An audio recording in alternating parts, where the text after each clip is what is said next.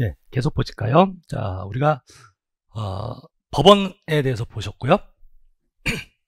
자, 3절 민법의 기본 원리. 그렇게 중요한 파트는 아닙니다. 근대 민법의 기본 원리에서 시민혁명을 통해 설립된 근대 시민사회는 공동체보다는 이제 개인을 우선시했어요. 개인을. 그래서 근대 민법의 3대 원칙인 사적 자치 원칙, 개인들끼리는 니들 알아서 해라 이런 얘기죠. 이게 이제 계약 자유 원칙과 연결되고, 사유재산제, 소유권 절대 원칙, 그 다음에 과실 책임.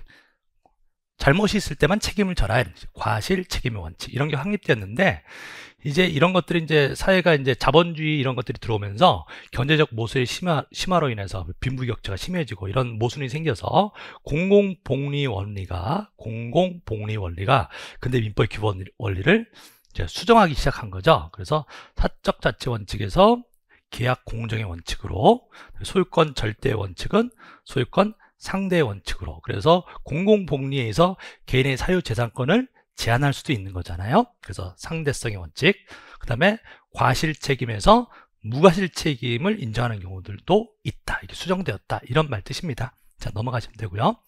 민법의 효력. 민법의 효력은, 시간적 효력은요, 원칙적으로 민법은 소급표를 인정해요. 원래 형사법에서는 소급표를 인정하지 않는데 민법은 소급표를 인정해도 상관이 없죠. 재산에 관한 얘기이기 때문에. 그래서 민법 만들 때 부칙 2조에서 본법은 특별한 규정이 있는 경우 외에는 본법 시행일 전의 사항에 대해서도 이를 적용한다.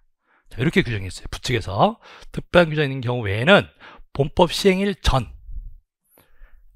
사항에 대해서도 이를 적용합니다. 이게 언제예요? 60년이죠. 60년. 그러니까 옛날에 일제시대 때 생겼던 일들도 다 적용한다. 이 법으로. 그래서 원칙적으로 소급표를 인정했습니다. 그런데 부칙 제2조 단서에서 뭐라고 했냐면, 그러나 이미 국법에 의하여 생긴 효력에 영향을 미치지 아니한다. 그러니까 기득권을 보여주겠다는 얘기죠. 그래서 이는 원칙적으로 민법의 소급표를 인정하면서 단서에 의하여 기득권을 보호하는 형식을 취하고 있다. 이는 결국은 그 단서에 의해서 실질적으로는 불소급 원칙을 채택한 것과 같다. 자, 이런 얘기입니다. 참고해서 보시면 되고요. 그 다음에 인적, 장소적 효력, 속인주의 가지고 민법은 모든 대한민국 국민에게 적용됩니다. 외국에 있는 우리나라 사람에게도 적용되는 거예요. 우리나라 사람이라면. 그 다음에 속지주의 해가지고 대한민국 영토 내에 있는 모든 사건에 대해서 적용됩니다. 외국인도 적용되는 것이죠. 되셨죠? 그래서 이게 민법의 인적, 장소 효력입니다. 그 다음에 우리가 여러분들 자, 여기 지금 공부하시는 분들이 이제 민법적 기본이 좀 토대가 있으신 분도 계시고, 뭐, 다른 자격증, 뭐, 대표적으로 중개사 이런 거, 자격증 따시고 이제 행정사가 좀 필요해가지고, 여러 가지 이유 때문에 공부하시는 분도 계시겠지만, 또 우리가 처음 공부하시는 분도 계시잖아요. 민법, 난생 처음 보는 분들. 그런 분들을 위해서 용어 잠깐 정리하고 갈게요. 유추 적용하고 준용이란 말이 나와요. 유추라고 하는 것은 뭐냐면, 유추라고 하는 것은 해석 방법이에요. 해석 방법. 그래서 당의 사실에 관한 법 규정이 없어. 이 사실에 관한 법 규정이 없어. 그런데 유사한 사항에 대한 법 규정은 있어. 그러면 이 사실을 똑같지는 않지만 그 유사한 사항의 법 규정의 취지를 고려해서 동일한 법적 결과를 도출하는 해석 방법을 유추라고 합니다. 예를 들어서 비법인 사단에 대해서 민법의 법인에 관한 규정 중 불법 행위 능력 규정 등을 유추 적용한다. 이렇게 표현한단 말이에요. 이게 뭔 말이냐? 비법인 사단이 불법 행위를 했을 때 어떻게 한다는 법의 규정은 없지만, 근데 무엇의 규정이 있냐면 법인의 불법 행위에 관한 규정이 있단 말이에요.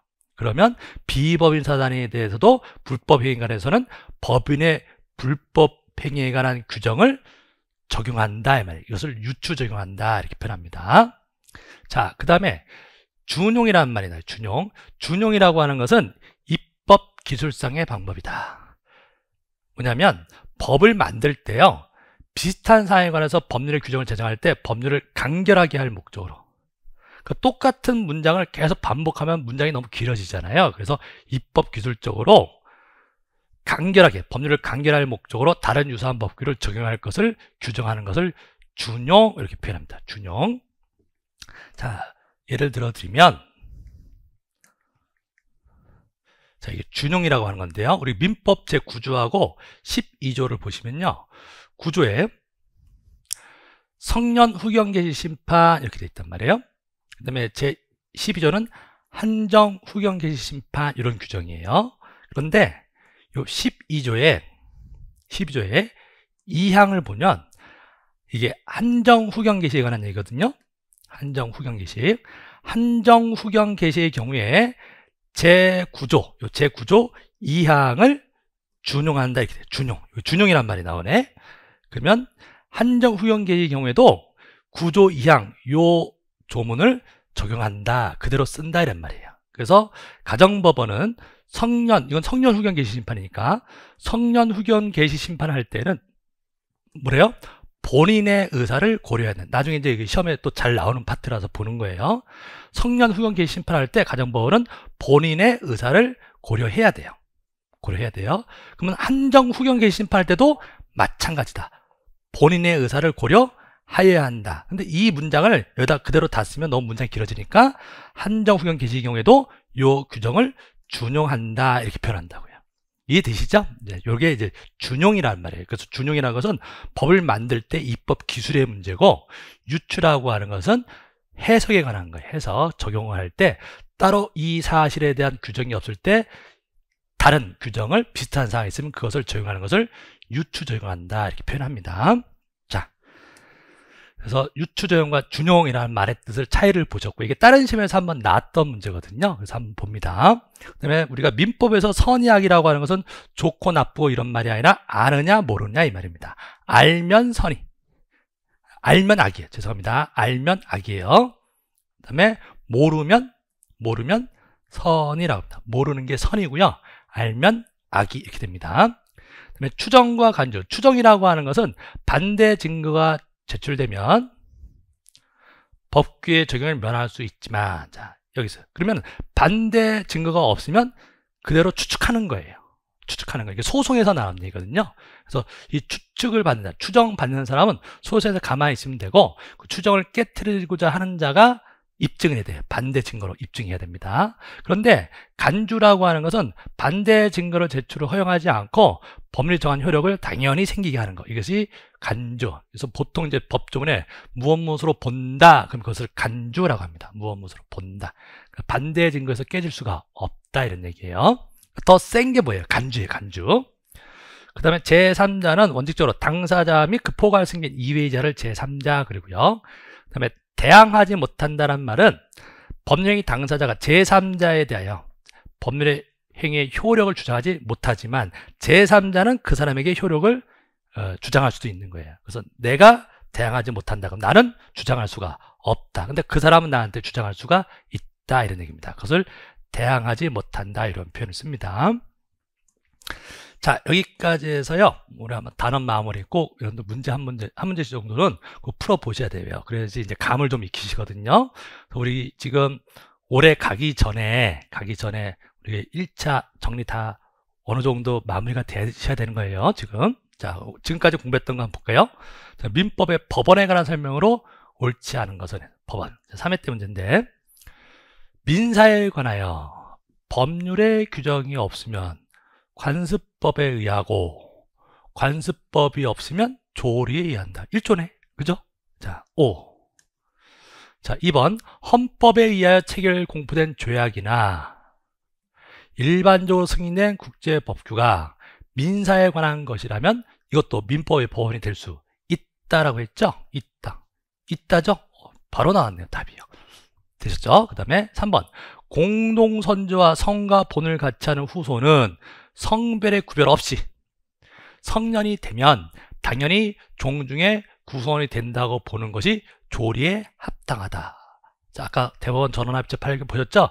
옛날에는 남자만 됐는데 지금은 어떻다고요? 성별 구별 없이 되는 게 이치에 맞다. 그게 조리에 합당하다. 판례였습니다. 맞네요. 4번. 법령과 같은 효력을 갖는 관습법은, 자, 관습법은 법이니까 뭐랑 같다?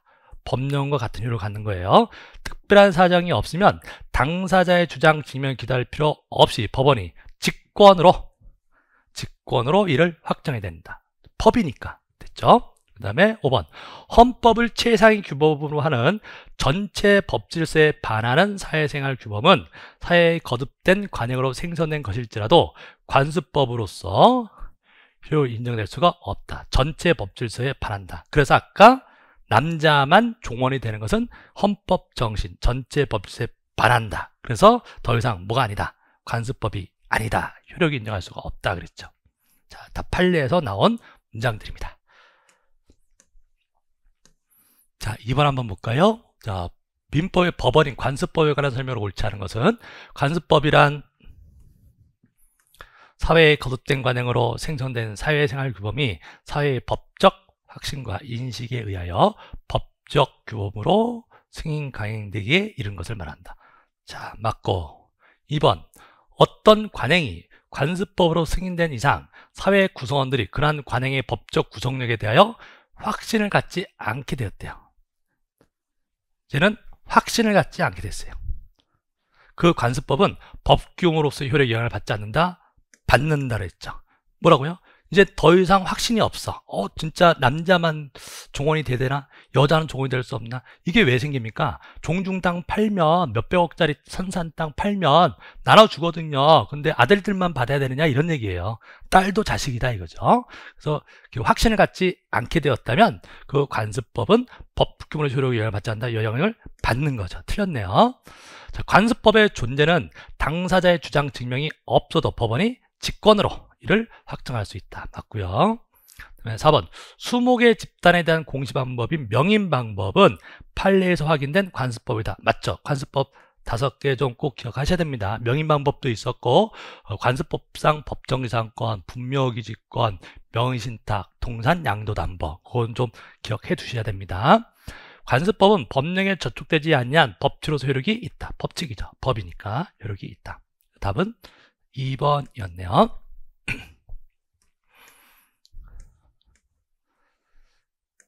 자, 그 다음에 3번 문제요. 자, 관습법과 사실인 관습에 관한 설명 옳은 것을 모두 고르시죠. 옳은 것을 모두 고르세요. 자, 관습법이란 사회의 거듭된 관행으로 생성된 사회생활 규범이 법적 확신과 인식에 의하여 법적 규범으로 승인된 거. 맞고. 종래 관습법으로 승인되었더라도 그 관습법을 적용할 시점에서 현 시점에서 전체 법질서에 부합하지 않게 되었다면 법적 규범으로서 효력은 부정된다. 맞는 얘기죠. 그 다음에 디귿번. 사실은 간섭은 법령으로 효력이 없는 단순한 관행. 법이 아니란 말이죠. 단순히 뭐라고요? 사실이란 말이에요. 그래서 당사자의 의사를 보충함에 그친다. 아까 판례표현 그대로 문장으로 넣은 거죠. 자, 제가 아까 우리 시험 문제는 조문 판례였습니다. 99%가 조문 판례예요. 자, 다 맞네요. 다 옳은 것을 고르라 했으니까 기억, 니은, 디귿. 자, 여기까지 한번 확인해 보셨고요. 자, 이런 식으로 문제가 나오는구나. 자, 감을 좀 잡으셨습니다. 자, 그 다음에 제 2장으로 들어갈게요. 자, 법률관계와 권리 의무. 우리가 법률관계라고 하는 게 결국 무슨 관계다? 권리와 의무가 생기는 관계를 말해요. 자, 법률관계 보시죠. 법률관계란 사람의 생활관계 중에서 법에 의해서 규율되는 관계. 법에 의해서 규율되는 관계를 말하고, 법률관계는 법에 의해서 규율되므로 강제력을 특징으로 해요. 법에 의해서 강제되는 거죠. 그 외의 인간관계는 법이 아닌 도덕, 종교, 관습 등 사회 규모에서 규율되게 된다. 그래서 우리가 법률관계하고 인간관계를 구분하시면 됩니다. 다른 말이에요. 그 다음에 법률관계와 민법.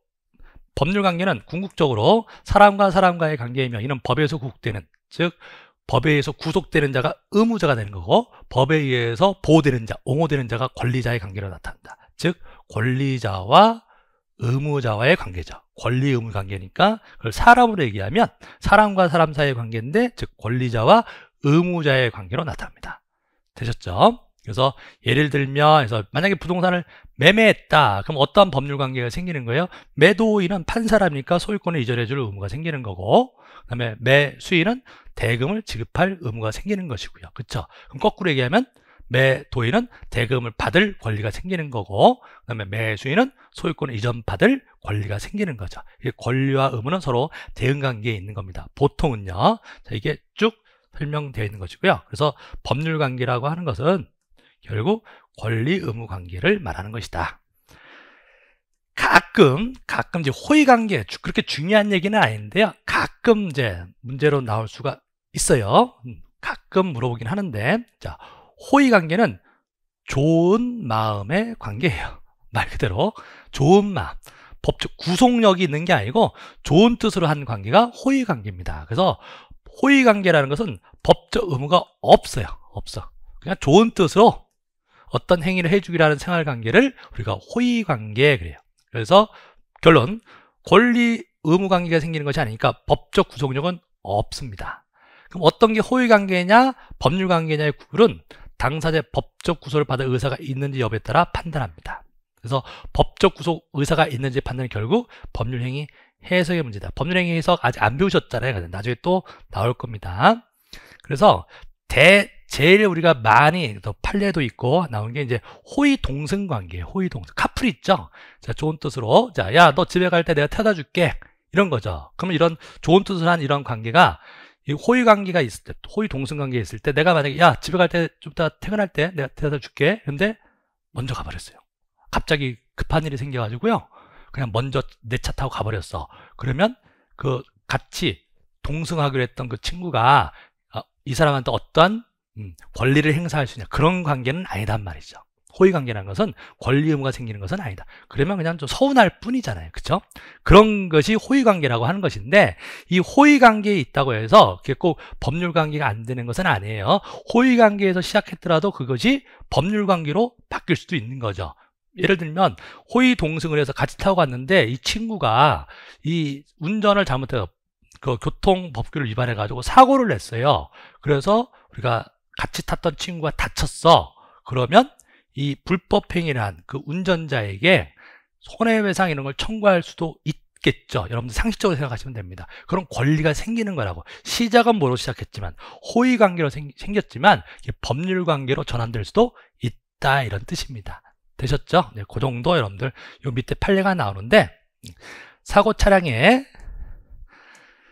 단지 호의로 동승하였다 이 사실만 가지고 바로 이를 배상의 경감사유로 삼을 수 있는 것은 아니다. 여러 가지를 종합적으로 판단해 봐야 된다. 이런 얘기들입니다. 그래서 관련돼서 참고적으로 한번 보시면 되겠고요. 자, 그다음에 이제 법률관계라고 하는 것은 권리와 의무 관계라고 하는데, 여기서 이제 권리의 종류라든지 이런 것이 조금 물어보거든요. 한번 볼게요. 권리라고 하는 것은 일반적으로 일단 이익을 누릴 수 있도록 법이 인정한 힘, 그래서 법이 인정한 힘이다. 그래서 법력설 그래요. 권리 법력설 그래요. 그래서 권리라고 하는 것은 법이 인정한 힘을 말해요. 그래서 거꾸로 얘기하면 의무라고 하는 것은 한쪽이 힘이 있으니까 반대쪽은 따라야 법률상의 구속, 이것을 우리가 의무라고 합니다. 자, 이게 권리와 의무의 개념이고요. 구별 개념이 이제 이런 말들이 나오는데요. 권능, 권한, 권난 이런 것들이 이제 권리란 말하고 막 섞어서 써요. 근데 엄밀히 말하면 이런 뜻이다, 이런 게. 권리랑 구별되는 게, 권능이라고 하는 건 뭐냐면 개개의 법률상의 힘, 다시 말하면 개개의 능력, 법률상 능력. 그래서 권능이라는 표현을 써요. 권능. 자, 예컨대, 자, 개개의 이 말. 그래서 소유권이라는 권리가 있잖아요. 소유권이라는 이 권리는 어떠한 권능이 있느냐, 이렇게 표현한단 말이에요. 그럼 개개의 어떠한 힘이 있느냐? 그러면 뭐냐면 소유자는요, 내 거 사용할 수 있죠. 그 다음에 내 걸 통해서 수익을 얻을 수도 있고, 내 거니까 다른 데 팔 수도 있죠. 처분할 수 있잖아요. 그럼 소유권에는 사용 권능이 있고 수익 권능이 있고 처분 권능이 있다, 이렇게 표현합니다. 그래서 어떤 권리에 개개의 법률상의 힘을 권능이라고 해요. 이때 사용 수익 처분을 우리가 소유권의 권능 이렇게 표현합니다. 그럼 붙이면 사용 권능, 수익 권능, 처분 권능, 이런 표현을 써요. 권능. 권한이라는 말. 권한이라는 말은 대리권처럼 타인을 위해 일장을 해요. 그로 인한 법률 효과를 그 타인에게 발생시킬 수 있는 자격. 그러니까 권리라고 하는 것은 나의 힘이잖아요. 나의 권리인데 권한이란 말은 그 효과가 다른 사람에게 발생시킬 수 있는 자격, 우리가 권한이라고 합니다. 우리가 대리권이라, 그러니까 원래는 엄밀히 얘기하면 대리권한인데 그냥 우리가 줄여서 대리권 이렇게 부르는 거예요, 여러분. 그래서 대리권이라고 하는 것은 권한이다. 대리인이 대리 행위를 하면 대리인 자기한테 효력이 있는 게 아니라 나한테 대리 맡겼던 본인에게 효과가 생기는 거라고요. 그런 것을 권한이라고 합니다. 대리권, 대표권 이런 것들이 대표적인 권한이 되는 거예요. 타인에게 효과를 발생시키는 힘을 권한 이렇게 표현하고요. 그 다음에 권원, 일정한 법률상 또는 사실상의 행위를 하는 것을 정당화시키는 법률상의 원인, 그래서 원인에서 권원 이런 표현을 써요. 권한. 그러니까 이런 말이에요. 어떤 행위를요 정당화시키는 원인을 얘기하거든요. 그러면 어떤 사람이 그 집에 살고 있어요. 그 집에 거주하고 있다. 그럼 넌 누군데 이 집에 살아? 그러면 나 이 집 주인인데요? 그럼 그게 뭐예요? 내가 거기서 살 수 있는 것을 정당화시키는 법률상 원인이죠. 소유자니까 살 수 있는 거잖아요. 그래서 소유권이 그 거주에 대한 권원이 되는 거예요. 야, 너 뭔데 이 집에 살고 있어? 나 임차인인데요? 그게 뭐예요? 임차권이라는 게 있잖아요. 그 임차권이 그 살 수 있는 권원이 되는 거라고요. 이해되시죠? 그래서 그 원인, 그것을 어떤 행위를 정당화시키는 원인을 권원이라고 표현을 씁니다. 그래서 건물을 질 때 토지 사용할 권원이 있어야 되는데 그때 지상권, 임차권, 요건 이제 무슨 얘기냐면 타인 땅에, 남의 땅에다가 건물을 지으려면 정당한 권원이 있어야 된다 이렇게 표현한다고. 말 이해되십니까? 정당한 원인이 있어야 돼요. 남의 땅인데도 지으려면. 그럼 만약에 그 토지에 대해서 내가 지상권이 있다. 그럼 건물 지을 수 있는 거죠. 그 지상권이 건물을 지을 수 있는 권원이 되는 거예요. 임차권자도 건물을 지을 수 있는 거예요. 임차권이 그 건물을 짓는 것에 대한 권원이 됩니다. 자, 되셨죠? 이렇게 느낌만 한번 찾아보세요.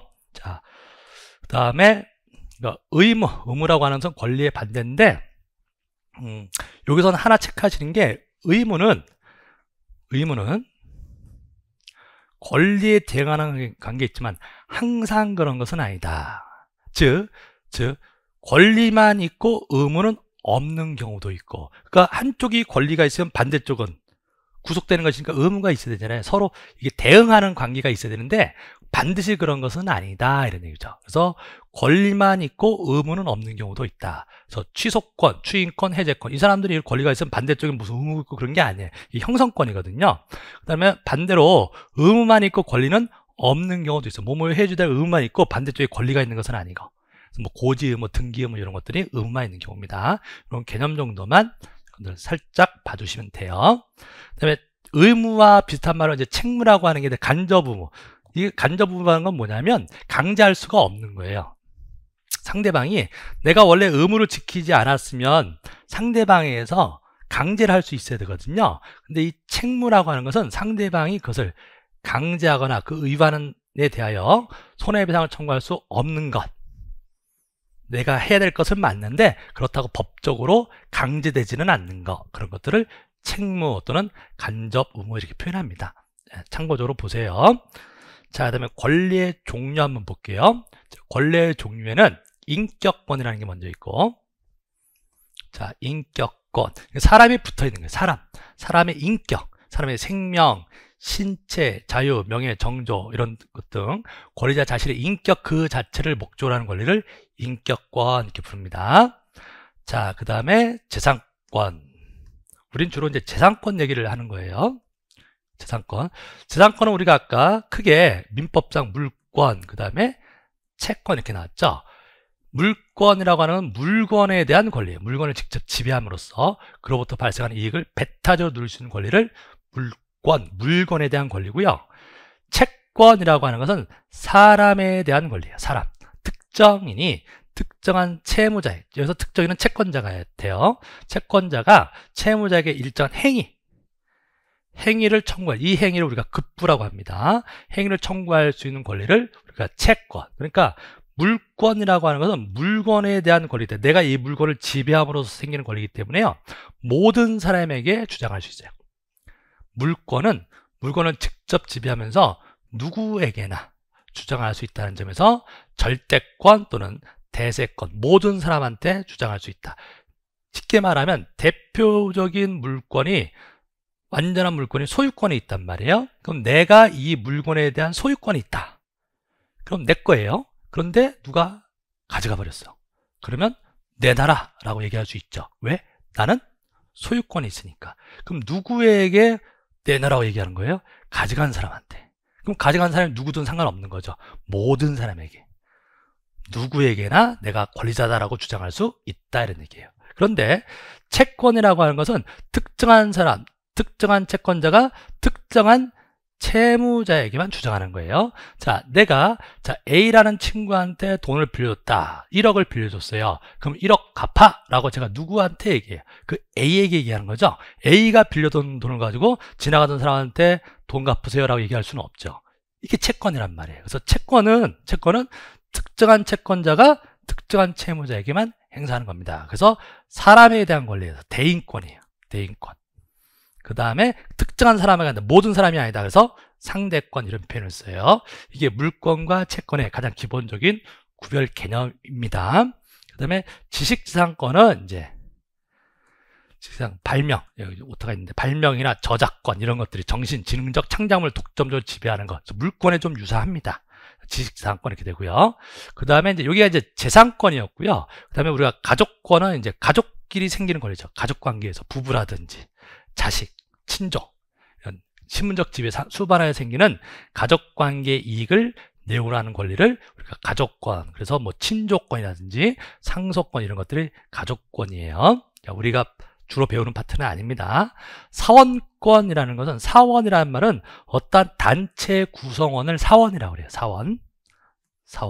그래서 사원권이란 단체 구성원이 그 구성원이라는 지위에 기하여 단체에 대하여, 그 구성원이 단체에 대하여 가지는 권리, 이것을 우리가 사원권 이렇게 부릅니다. 사원권. 뭐 사단법인의 사원의 권리라든지 주식회사 주주권 이런 것들이 다 사원권 이렇게 불러요. 자, 여기가 이제 내용에 따른 분류였고요. 그 다음에 효력에 따른 분류해서 효력에 따른 분류해서 지배권. 우리 아까 지배란 말 나왔던 게 언제죠?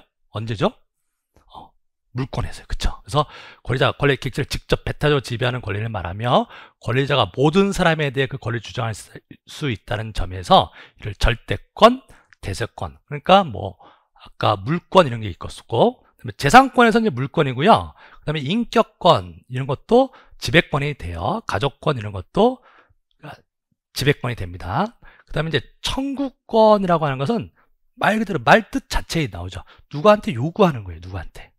청구. 그래서 권리자가 어떤 권리에 기초하여 의무자에 대하여 특정한 행위라고 하는 것은 하는 것이 자기고요.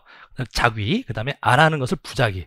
너 하지 마! 라고 얘기할 수도 있는 거잖아요. 너 해! 라고 해요. 그걸 다 행위라고 해요. 그래서 행위에는 자기도 있고 부자기도 있는데, 어떤 행위를 청구할 수 있는 권리를 청구권, 어떤 행위를 요구하는 권리예요. 그걸 청구권이라고 합니다. 그래서 특정한 의무자에게 주장할 수 있다는 점에서 이를 상대권, 대인권이라고 합니다.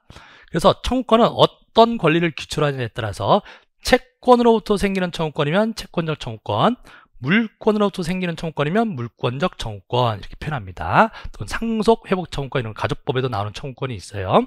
부양 청구권 이런 말도 있고요. 누구에게 특정한 사람에게 요구하는 것을 청구권 이렇게 부릅니다. 자, 형성권 나옵니다. 형성권. 자, 여기는 별표를 치시는 거예요. 주로 여기를 내거든요. 형성권. 형성권이라는 건 뭐냐면 권리자의 일방적 의사표시에서 일정한 권리 변동을 가져오게 하는 권리를 말한다. 그러니까 상대방하고 무슨 어떤 합의하고 그런 게 아니라 내 의사에 의해서 일방의 의사표시에 의해서요, 어떤 권리 변동의 효과가 생기는 거예요. 일정 권리 변동을 가져오는 거. 그래서 권리관계가 형성된다. 이 의사표시에서, 이 행위에 의해서. 그래서 이 권리를 우리가 형성권이라는 표현을 써요. 그래서 형성권이라고 하는 것은 상대방 말고 내 마음대로 하는 거죠. 그래서 내 뜻에 따라서 상대방의 지위를 불안하게 하는 조건, 기한, 이것을 붙일 수 없는 것이 원칙입니다. 원칙만 이해하세요. 그래서 이런 불안할 위험이 없을 때는 조건기한에 붙을 수도 있는 거거든요. 이거는 나중에 여러분들 계약법 하실 때 또 그때 조금 나올 겁니다. 자, 어쨌든 원칙적으로 형성권에는 내 마음대로 하기 때문에 상대방이 지위가 불안하게 하는 조건기한을 붙일 수는 없는 것이 원칙이다. 이건 우리가 기출 1차 민법 시험 지문이니까 원칙적으로 조건기한을 붙일 수가 없다. 어디에다가는? 형성권에다가는. 자, 그 다음에 형성권은 권리자 의사표시만으로 효과가 발생하는 경우하고 반드시 재판상 행사해야 되는 경우가 있다. 그리고 명칭은 청구권이지만 실제는 형성권인 경우도 있다. 청구권인데요, 이름이 청구권이에요. 근데 사실은 그게 형성권인 경우도 있다. 자, 구분하셔야 되는데, 자, 볼게요. 여기서 이제 좀 체크하셔야 됩니다. 권리자의 의사표시만으로 효과가 발생하는 거. 자, 동의권 체크하십시오. 자, 동의권. 그 다음에 철회권, 거절권, 자, 취소권, 추인권, 그 다음에 해제, 해지권. 이게 다 형성권이에요. 이런 권리를 행사하면 일단 효과가 바로 생기는 거라고요. 당사자 합의하고 뭐 이런 게 아니죠. 동의한다, 그 다음에 어떤 법률관계가 확정되는 겁니다.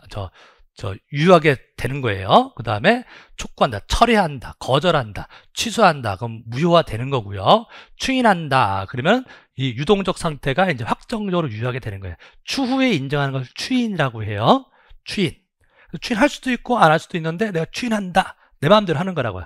일방의 의사표시에서. 그러면 추인의 효과가 생기는 거라고. 법적 효과가.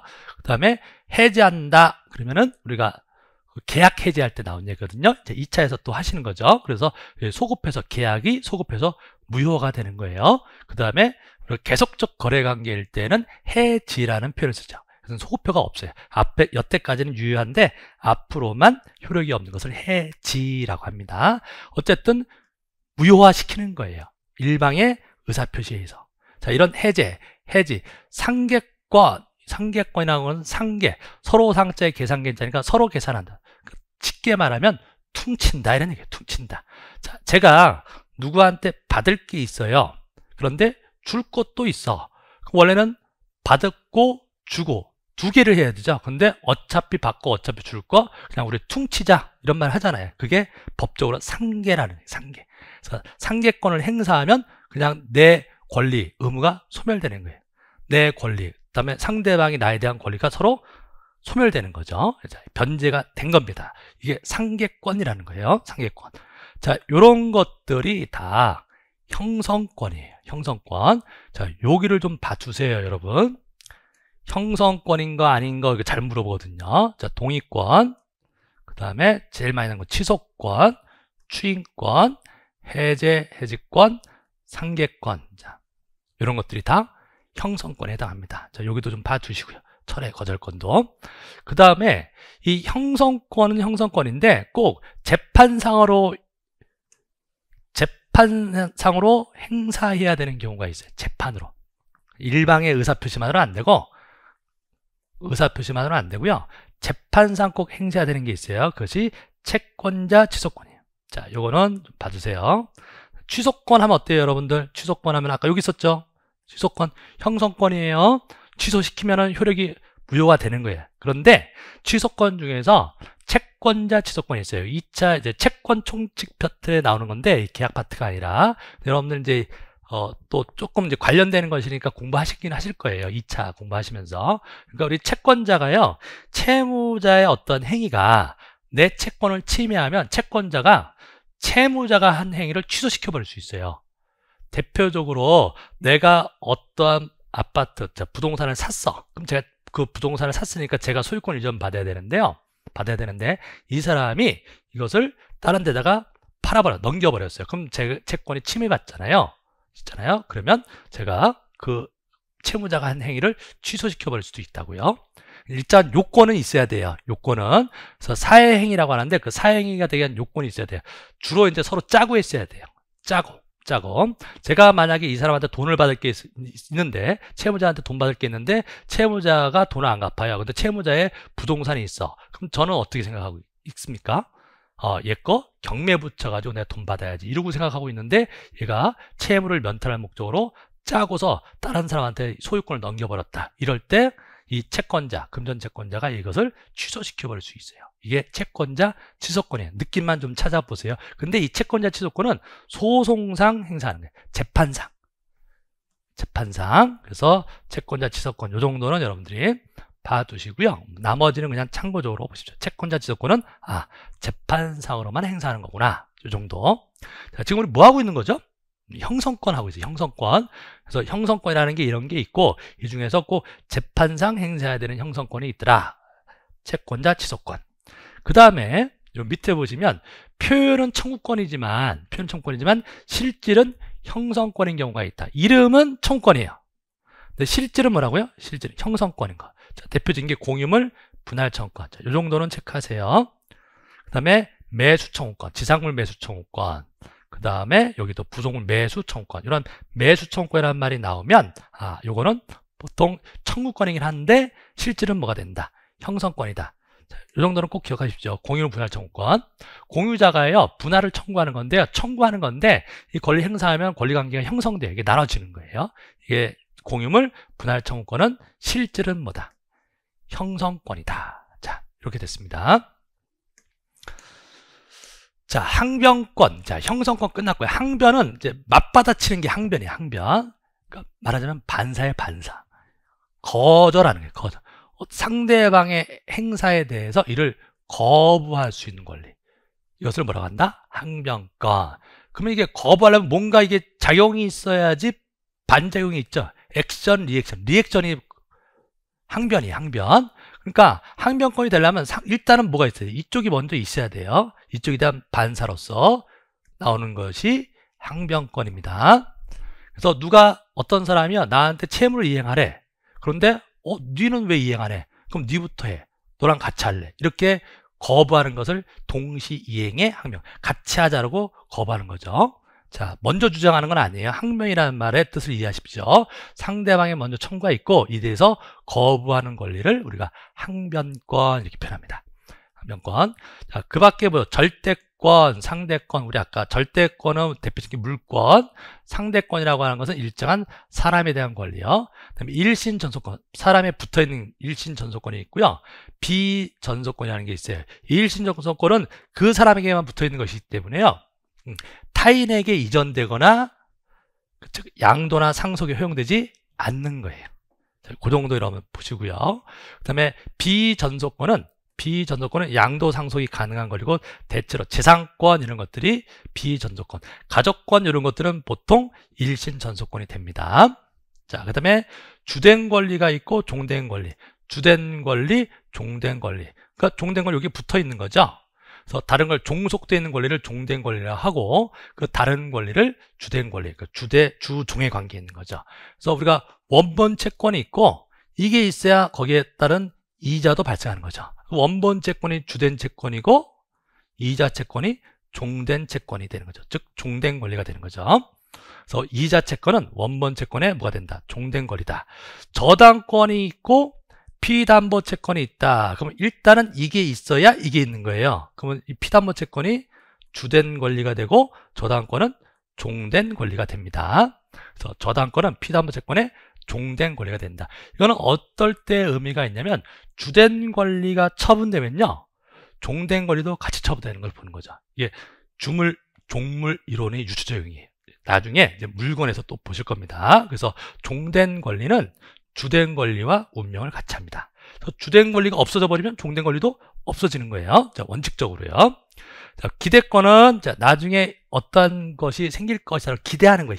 희망권이라고도 하는데, 권리 발생 요건 중 일부만이 발생되어 있는 상태이지만 장래 남은 요건이 충족되면 권리를 취득할 수 있는 상태에 있으므로 일정한 보호를 받을 권리, 일정한 보호받을 수 있는 권리를 우리가 기대권, 조건부 권리, 기한부 권리, 나중에 생길 거죠. 이런 것들을 기대권 이렇게 부릅니다. 자, 참고해서 보세요. 중요한 얘기는 아니에요. 자, 그 다음에 권리의 경합이라고 하는 것은 하나의 경합. 자, 일단 경합. 권리가 뭐 한대요? 경합한대요. 그러면 하나의 사실에 의해서 수개의 법규 요건을 충족해서 동일한 목적을 가지는 수개의 권리가 여러 개의 권리가 동일한 권리자에게 발생하는 경우를 권리의 경합. 그러니까 한 사람이 내가요, 이 권리도 있고 이 권리도 있는 거. 양날에 싹 칼을 드는 거죠. 이걸 휘둘러도 되고 이걸 휘둘러도 되고 권리가 여러 개가 있는 거. 이것을 권리의 경합이라고 그래요. 권리의 경합. 자, 무슨 얘기냐? 자, 법률 사기했어요. 사기. 내가 사기를 당했다 칠게요. 계약을 했는데 사기 당했어. 그럼 사기에서 뭘 할 수 있냐면 취소할 수도 있고요. 취소하면은 우리가 취소하고, 또는 이 사기친 이 양반이 불법 행위 요건에 해당한다. 그럼 제가 불법 행위에 의한 손해배상을 청구할 수 있어요. 자, 그럼 이때 사기를 당했기 때문에, 사기라고 하는 하나의 행위지만, 사실 행위가 있지만, 취소해서 이 취소에 따른 효과로서 부당이득 반환 청구할 수도 있고요. 취소했으면 원상 회복해야 되는데 네가 부당이득 얻었으니까 부당이득 반환 청구해달라라고 할 수도 있고, 법률 행위로 불법 행위로 봐가지고 불법 행위에 의한 손해배상 청구를 할 수도 있다. 손해배상 청구로 갈 수도 있고 부당이득 반환 청구할 수도 있다. 그럼 권리가 좀 두 개가 있죠. 사기당한 사람한테. 이것이 권리의 경합이라는 표현을 씁니다. 느낌만 가지세요. 내가 여러 개의 권리를 갖고 있는 것을 권리의 경합이라는 표현을 써요. 근데 이 권리의 경합은 법적 경합하고는 전혀 다른 말이다. 그래서 원래 권리의 경합이 중요한 개념이고요. 법적 경합은 별거 아니에요.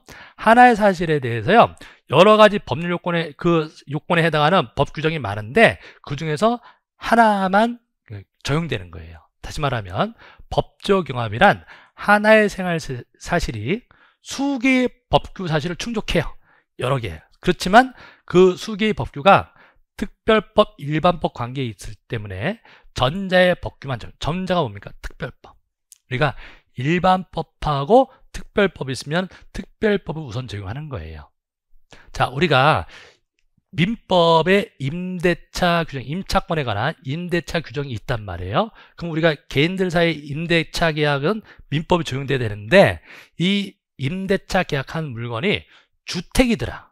그러면 주택임대차 보호법이라는 특별법이 있다고요. 그럼 민법에도 규정이 있지만 주택에 대한 것은 특별법, 주임법을 적용해야 된단 말이에요. 그것을 법적 경합 이렇게 얘기하는 거예요. 그래서 특별법, 일반법 관계에 있을 때 전자의 법규만, 즉 특별법만 적용되는 것, 이것을 법적 경합 이렇게 얘기합니다. 또는요, 예를 들어 공무원의 직무상 불법 행위를 했단 말이에요. 그러면 불법 행위니까 민법 756조에 따른 756조에 따른 불법 행위 책임을 물을 수도 있는데, 물을 수 있는 게 아니라 여기에도 규정이 되어 있는데, 공무원이란 말이에요. 공무원. 그럴 때에는 국가배상법이 적용된단 말이에요. 특별한. 그래서 국가배상법 제2조와 민법 750을 경합하는 경우 국가배상법만이 적용된다. 자, 이런 것들을 우리가 법적 경합이라는 개념을 씁니다. 되셨습니까? 자, 그 다음에 권리의 충돌이라고 하는 것은 뭐냐면, 권리의 충돌. 하나의 물건이에요. 수개의 권리가 있는 거예요. 하나의 물건에. 그러니까 우리가 주택 하나에 소유권도 있고 전세권도 있고 그럴 수 있잖아요. 물건 하나에 여러 개의 권리가 있는 것을 권리의 충돌이라는 표현을 씁니다. 그럼 이때 여러 개의 권리가 있을 때 어떤 것을 우선시켜야 되는, 이런 문제가 있을 수 있죠. 자, 권리의 충돌과 순위의 문제 한번 볼게요. 자, 요거는 조금 봐두셔야 돼요. 물건과 물건의 충돌. 우리가 물건은 채권보다 센 겁니다. 근데 물건끼리 붙였다. 그러면 소유권하고 제한물권 사이에서는 항상 제한물권이 우선합니다. 제한물권이 소유권에 항상 우선합니다. 우리가 소유자도 있고 우리가 전세권자, 물권인 전세권자가 있다. 그러면 그 집에 누가 살아요? 전세권자가 사는 거죠. 그래서 소유자가 살 수가 없잖아요. 그래서 전세권, 제한물권이 항상 우선합니다. 그 다음에 동일물에 양립할 수 없는 물건이 함께 성립할 수는 없어요. 그래서 하나의 물건에 소유권이 두 개 성립할 수가 없다. 자, 그래서 물건과 물건, 소유권과 제한물권, 제한물권이 우선하고요.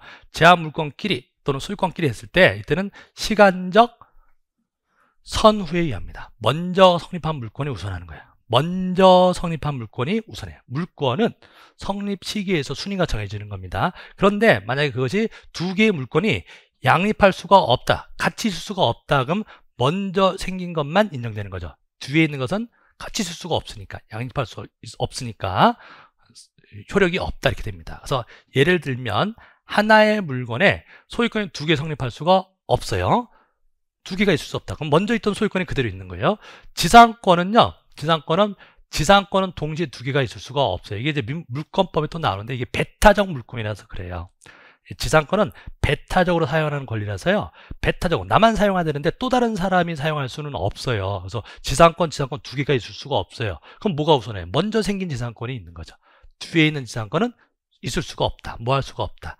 양립할 수가 없어요. 그래서 동일한 지상권 두 개 성립할 수는 없다. 이거는 선후를 가지고 따지는 것이다. 이런 얘기고. 그 다음에 만약에 양립할 수 있더라.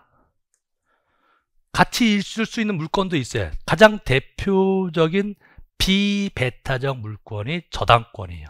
담보물권은 다른 권리랑 다 같이 있을 수 있어요. 그러면 양립할 수가 있으면 역시 뭘 가지고 이때는 없어지는 게 아니라 순위가 정해지는 거죠. 1순위, 2순위. 그래서 역시 먼저 성립한 물권이 우선한다. 이런 얘기입니다. 그 다음에 물권과 채권이 충돌한다. 그러면 뭐가 더 세다? 물권이 세다 그랬죠. 그래서 물권이 우선합니다. 동일 물건에 물권, 채권이 충돌할 때는 그 성립 시기를 불문하고 물권이 우선한다.